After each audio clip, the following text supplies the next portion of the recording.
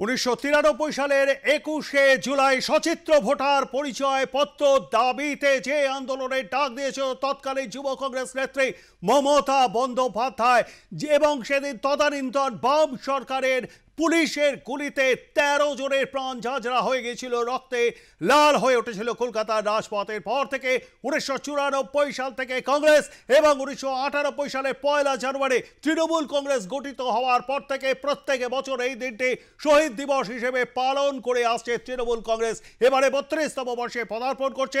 Victoria হাউসের সামনে এই মুহূর্তে সেই সভার প্রস্তুতি আমরা দেখব। সেখানে রয়েছেন আমাদের প্রতিনিধি রেক পুরকায়স্থ। রেক, এই মুহূর্তে ছবিটা কিরকম দেখতে পাচ্ছ? আমরা দেখছি খুঁটি পুজোর কাজ সেখানে চলছে।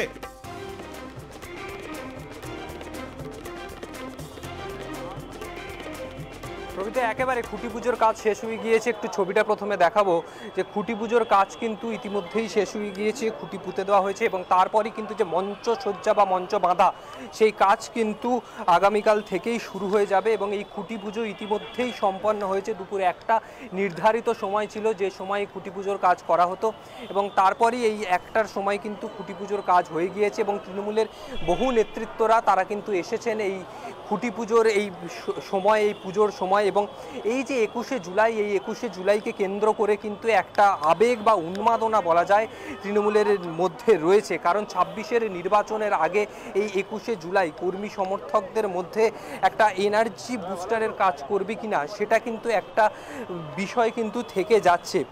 একটু কথা বলবো, 21শে জুলাই তো হয়ে গেল, কর্মী সমর্থকদের মধ্যে তো একটা বিরাট উন্মাদনা দেখতে পাওয়া যাবে। দেখুন, প্রতিবার 21শে জুলাই রেকর্ডটা ভাঙে।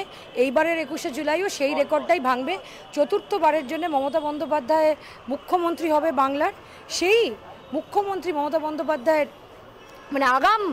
আবারও চতুর্থবারের মুখ্যমন্ত্রী মমতা বন্দ্যোপাধ্যায়ের বক্তব্য শুনতে, অভিষেক বন্দ্যোপাধ্যায়ের বক্তব্য শুনতে হাজার হাজার কোটি কোটি লাখ লাখ মানুষ বিভিন্ন জায়গা থেকে এখানে সমাবেশ করবে। একদিকে একটু খুঁটিটার দিকেই যাই আসুন।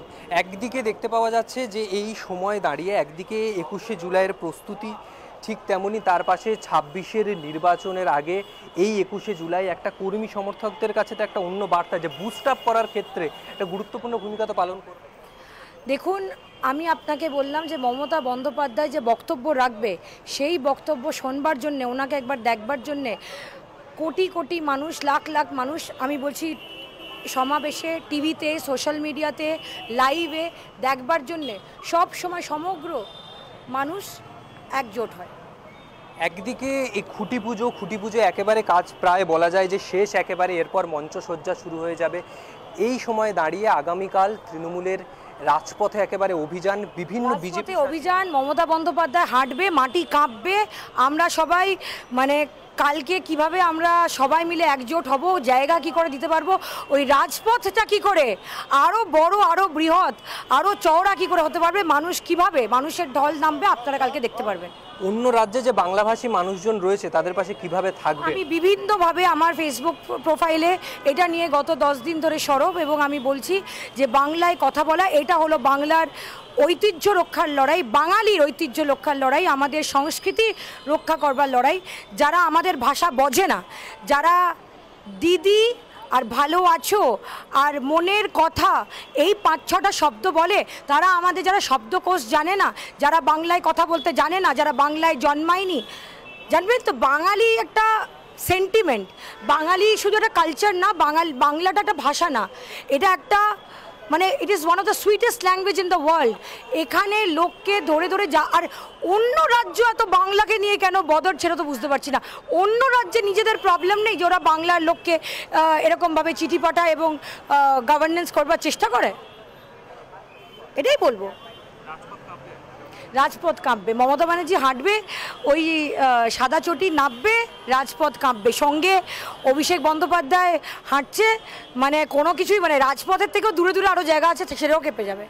একদমই খুঁটি পুজো একেবারেই প্রস্তুত হয়ে গিয়েছে, খুঁটি পুজো একেবারেই শেষ এবং তারপরই বিভিন্ন জায়গা থেকে বিভিন্ন জায়গায় ব্লকে ব্লকে কিন্তু যে এই শহীদ দিবস 21শে জুলাই, এই 21শে জুলাইয়ের কিন্তু প্রস্তুতি সভা চলছে বিভিন্ন জায়গায়, ব্লকে ব্লকে, ওয়ার্ডে ওয়ার্ডে কিন্তু এই প্রস্তুতি চলছে এবং এই ক্ষেত্রে কিন্তু বহু নেতৃত্বরা তারা কিন্তু এসেছেন। একদিকে যেরকম সায়নী ঘোষ, সুব্রত বক্সী, জয়প্রকাশ মজুমদার, বহু নেতৃত্বরা, বৈশ্বনাথ চ্যাটার্জি, বহু নেতৃত্বরা তৃণমূলে তারা কিন্তু এসেছেন এবং এই খুঁটি পুজোর সময় এই খুঁটি পুজোকে তারা থেকেছেন, থেকে কিন্তু এই খুঁটি পুজো একেবারে সম্পন্ন করেছেন এবং এরই পাশাপাশি আর কিছু সময়ের অপেক্ষা। একদিকে যেরকম তৃণমূলের মেগা ইভেন্ট বলা যায় যে পরপর খুঁটি পুজো সম্পন্ন হলো, এরপর রাজপথে মিছিল বলা যায় যে বিভিন্ন ক্ষেত্রে বাঙালিদের বিরুদ্ধে যেভাবে বিজেপি শাসিত রাজ্যে তারা অবহেলিত হচ্ছে সেই ক্ষেত্রে যেরকম মিছিল রয়েছে ঠিক তেমনই তারপরেই সোমবার আবার 21শে জুলাই, অর্থাৎ একদিকে মেগা ইভেন্টের মধ্যে দিয়ে কিন্তু রয়েছে কলকাতায় একের পর এক কর্মসূচি।